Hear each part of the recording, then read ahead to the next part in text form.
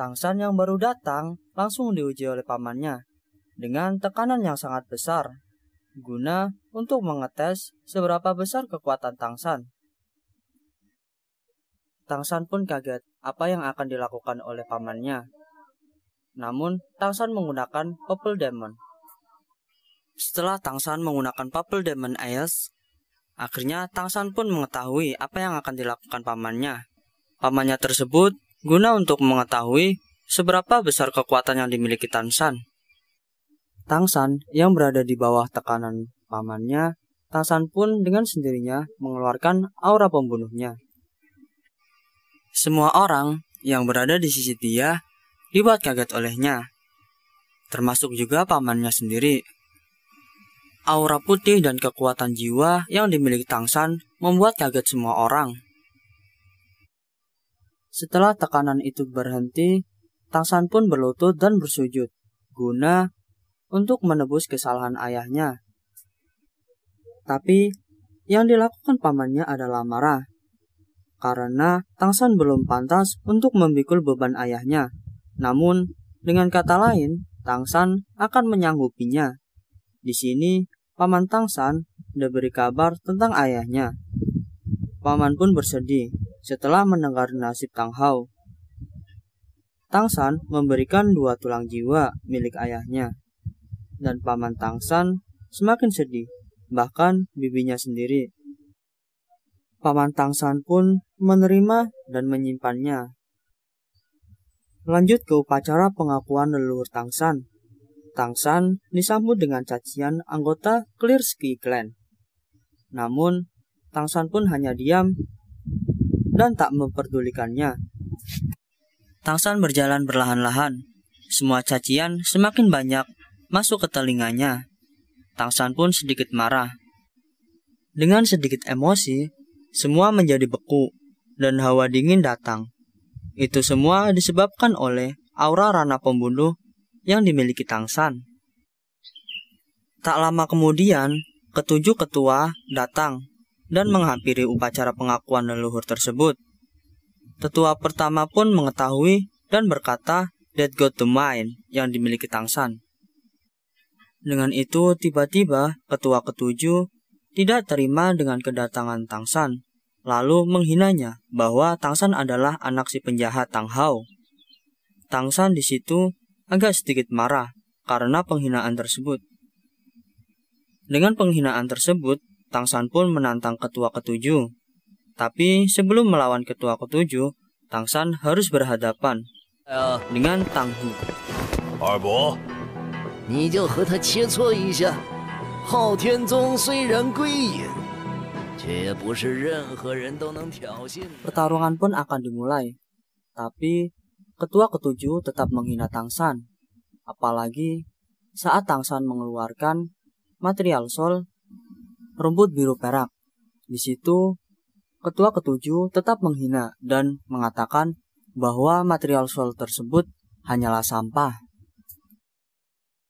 Tangsan pun hanya sedikit ketawa. 他确实有嚣张的资本。比试继续，银球轮。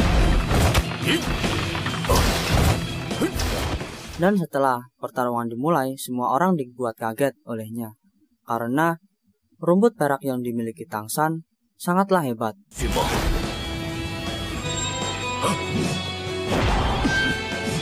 不之将！我这一击足有2000斤开外，突破蓝银囚笼只是时间问题。哼，那就让你试。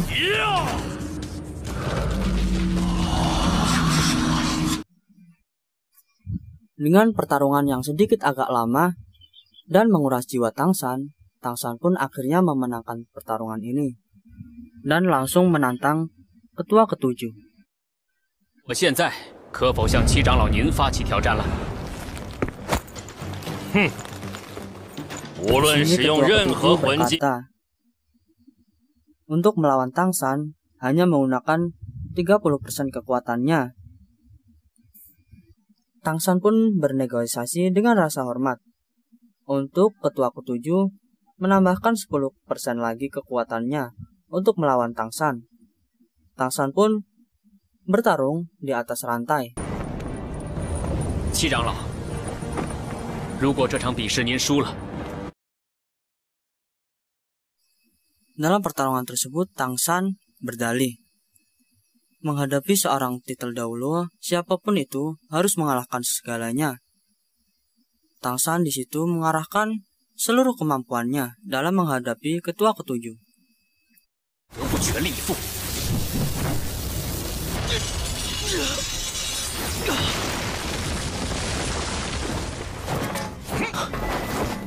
三魂技，皓日烈阳。 Tang San di sini mulai kewalahan dengan serangan yang bertubi-tubi yang dimiliki oleh ketua ketujuh.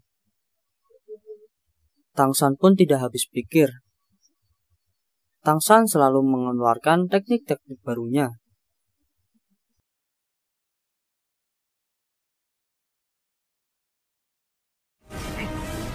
Pertarungan antara Tang San dan ketua ketujuh sangatlah sengit karena mereka berdua memiliki sama-sama kekuatan yang sangat tinggi.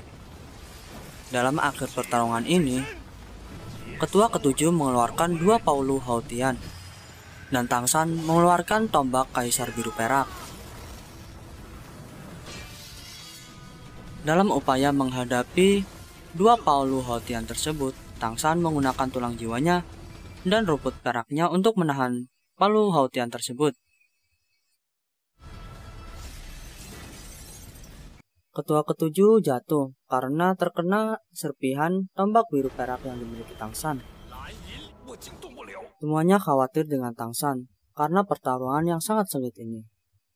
Akhirnya, Tang San pun kembali dengan agak sedikit lemas. Tang San kembali dengan disambut kemenangan Tang San. Ketua ketujuh kembali dengan perasaan yang sangat senang. Dia mengira bahwa dialah yang menang. Namun apa yang terjadi? Ternyata Tang San sudah lebih dulu datang. Dan ketua ketujuh malah menuduh Patriark bahwa dia telah menyelamatkan Tang San.